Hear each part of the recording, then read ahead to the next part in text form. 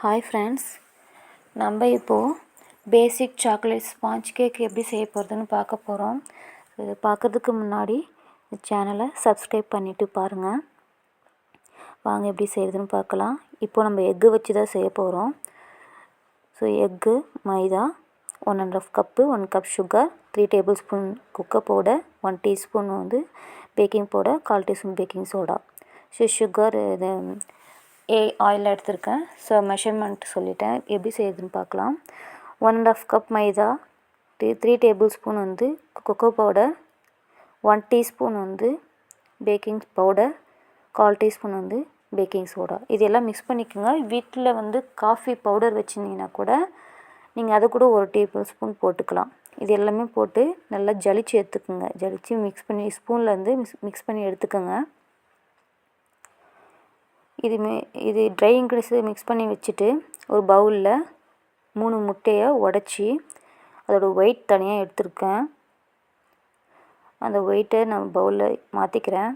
மாற்றிட்டு அதில் ஒரு பிஞ்ச் சால்ட் எடுத்துக்கிறேன்.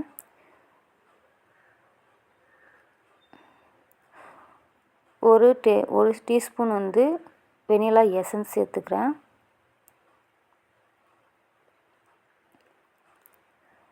ஒரு டீஸ்பூன் பைனாப்பிள் எசன்ஸ். இது ரெண்டுமே சேர்த்து பிளெண்ட் பண்ணி எடுத்துக்கலாம். நல்லா பியூர் ஒயிட் வர அளவுக்கு நம்ம பிளெண்ட் பண்ணி எடுத்துக்கணும். ஸ்பீடு செகண்டில் வச்சுக்கோங்க. 5 ஸ்பீடு இருக்கும். நீங்கள் அதில் செகண்டில் வச்சு பிளெண்ட் பண்ணிக்கோங்க. நல்லா பியூர் ஒயிட் வரணும். இந்த அளவுக்கு நீங்கள் பிளெண்ட் பண்ணி எடுத்துக்கணும் ஒரு 5 மினிட்ஸு. இப்போ நம்ம சுகர் சேர்க்க போகிறோம். இந்த டம்ளரில் தான் நான் அளவு எடுத்திருக்கேன். இதில் ஒரு டம்ளர் எடுத்திருக்கேன். நீங்கள் இன்னும் இனிப்பு வேணால் அந்த டேபிள் ஸ்பூனில் நீங்கள் இன்னும் 2 டேபிள் ஸ்பூன் நீங்கள் எடுத்துக்கிட்டால் கரெக்டாக இருக்கும். நான் பொடி பண்ணி ஜலிச்சு எடுத்துருக்கேன். கொஞ்சம் கொஞ்சமாக இது மாதிரி போட்டு பிளெண்ட் பண்ணி எடுத்துக்கோங்க.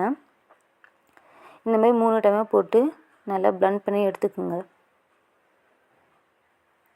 இந்த மாதிரி இருக்கும். நல்லா திக்காக இருக்கும், சாஃப்டாக இருக்கும். இதுக்கப்புறமா ஆயில் நீங்கள் 1/4 கப் எடுத்துக்கோங்க. இதுக்கப்புறம் நம்ம எக்கோட எல்லோ தனியாக எடுத்து வச்சுருந்தோம்ல, ஸோ அதை சேர்த்துக்கணும். இதை பிளெண்ட் பண்ணி முடிச்ச பிறகு தான் ஆயில் சேர்க்கணும். சாரி, நான் 3 முட்டை அது தனியாக இது ஃபஸ்ட்டு உடச்சி எடுத்துருந்தோம் இல்லையா, அது எல்லோவை இந்த மாதிரி ஃபஸ்ட்டு நம்ம ரொம்ப நேரம் பிளெண்ட் பண்ணக்கூடாது.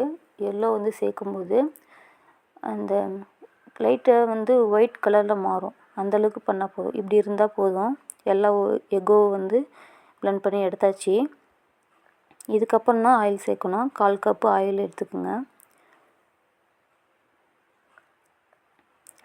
இதை சேர்த்த பிறகு நல்லா பிளெண்ட் பண்ணிவிட்டு எடுத்துடலாம். இதுக்கப்புறம் யூஸ் பண்ண தேவையில்லை மிஷினை. இதுக்கப்புறம் பிளெண்டர் யூஸ் பண்ண தேவையில்லை.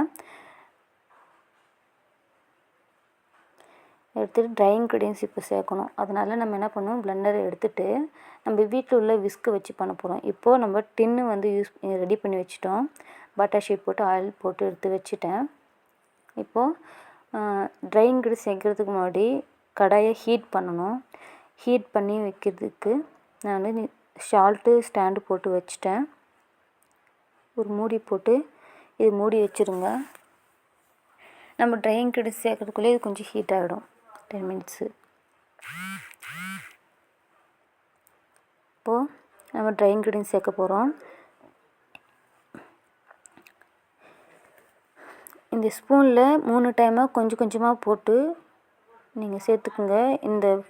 இந்த பஃப்னஸ் போகாத அளவுக்கு நம்ம பொறுமையாக மிக்ஸ் பண்ணணும். நம்ம வீட்டில் விஸ்க் இருக்குல்ல, அதை வச்சு லைட்டாக பொறுமையாக பண்ணுங்கள். கொஞ்சம் திக்காகிற மாதிரி தெரிஞ்சதுன்னா நீங்கள் பால் கொஞ்சம் கொஞ்சமாக சேர்த்துக்கணும். நான் 3 டைமாக போட்டுட்டேன். அதாவது ட்ரை இன்க்ரீடியன்ஸை நல்லா மிக்ஸ் பண்ணிவிட்டேன் எல்லாமும். இப்போ கொஞ்சம் திக்காக இருக்குது. இப்போ பால் கொஞ்சம் கொஞ்சமாக சேர்த்து பண்ணிக்கோங்க. ஒரு 1/2 கப் எடுத்துக்கோங்க பால். ரொம்ப தண்ணி ஆகாமல் அந்த பஃப்னஸ் போகாமல் பொறுமையாக மிக்ஸ் பண்ணணும். இப்போ இந்த அளவுக்கு பண்ணியிருக்கோம். இது கரெக்டாக இருக்குது. ஓகேங்களா? இப்போ நம்ம டின்னுக்கு மாற்றிக்கலாம். மாற்றிட்டு இப்போ பாருங்கள் ரிப்பன் மாதிரி இருக்கும். ஊற்றும் போது உங்களுக்கு அப்படி தான் இருக்கும். ஸோ இது கரெக்டான பதம். இது ஊற்றின பிறகு மாற்றிட்டு நல்லா தட்டி விட்டுக்குங்க. அந்த ஏர் பபிள்ஸ்லாம் போகணும். ஸ்பூன்லாம் போட்டு 2 டைம் பண்ணிவிட்டு அதுக்கப்புறம் இன்னும் கூட தட்டி விடுங்க. ஏர் பபிள்ஸ் போகும்.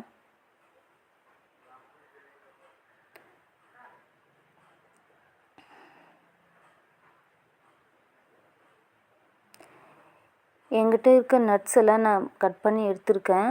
டூட்டி ஃப்ரூட்டி போடுறேன். உங்கள்கிட்ட இந்த மாதிரி நட்ஸ் இருந்துச்சுன்னா இதை சேர்த்துக்குங்க, இல்லைனாலும் பரவாயில்ல. ஸோ நட்ஸு முந்திரி அது இந்தமாரி பாதாம் இந்த மாதிரி இருந்துச்சுன்னா டூட்டி ஃப்ரூட்டி இருந்துச்சுன்னா போடுங்க, இல்லாட்டி பரவாயில்ல. ஸோ நார்மலாக நீங்கள் செய்யும்போது அது ஒரு டேஸ்ட்டாக தான் இருக்கும். பேசிக்காக கேக் செய்யணும்னு நினைக்கிறவங்களுக்கு இது ஈஸியானதாக இருக்கும். இந்த மாதிரி போட்டு மூடி வச்சுருங்க. 30லேருந்து 35 நிமிஷம் வேகணும். நடுவில் திறக்கக்கூடாது. 35 மினிட்ஸ். இப்போ நான் வெந்த பிறகு கத்தியால் குத்தி பார்க்குறேன். வெந்திருக்கு. கத்தியில் எதுவும் ஒட்டலை. இப்போ வெந்திருக்கு. பிளேட்டில் மாற்றிருக்கேன். இப்போ நல்லா பாருங்கள், சாஃப்டாக இருக்குது. கிட்டவே காமிக்கிறேன் எந்த அளவுக்கு சாஃப்டாக இருக்கு பாருங்கள். நீங்கள் இதை வீட்லேயே செஞ்சு பாருங்கள், ரொம்ப டேஸ்ட்டாக இருக்கும். தேங்க்யூ.